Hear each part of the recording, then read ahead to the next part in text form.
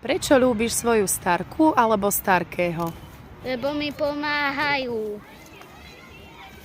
Lebo mi pomáhajú s domácimi úlohami. Lebo sú milí a pomáhajú mi.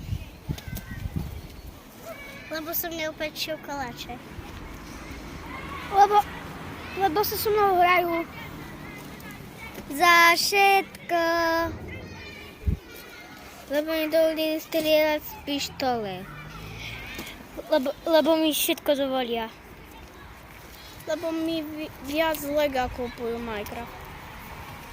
Lebo ma majú rádi. Pomáhajú mi s domácimi úlohami.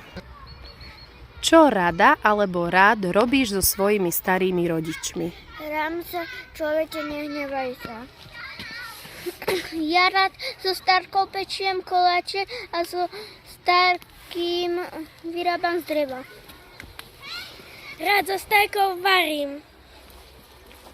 Ja rád so starkou sa hrám a so starkým robím s drevom.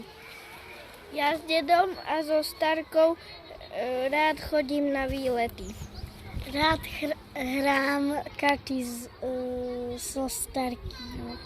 Za čo chceš poďakovať svojim starým rodičom? Za to, že so mnou chodia do pätka. Že bývajú často so mnou. Že si na mňa urobia čas. Za to, že so mnou chodia na prechádzky. Že sa mňa starajú a že ma ľúbia. Ďakujem, že sa so mnou hrajú. To, že ma ľúbia. Čo by si chcel alebo chcela odkázať svojim starým rodičom do nebíčka? Že ich mám veľmi rada a mi chýbajú. Chcela by som im odkázať, že mi veľmi chýbajú.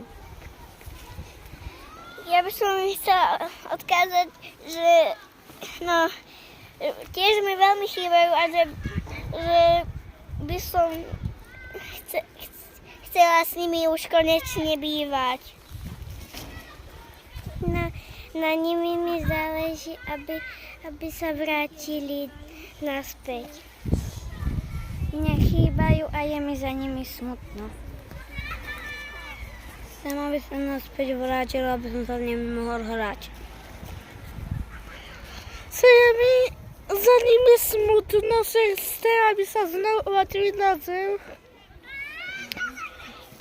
Mne za nimi je smutno a chcel som ich ešte vidieť.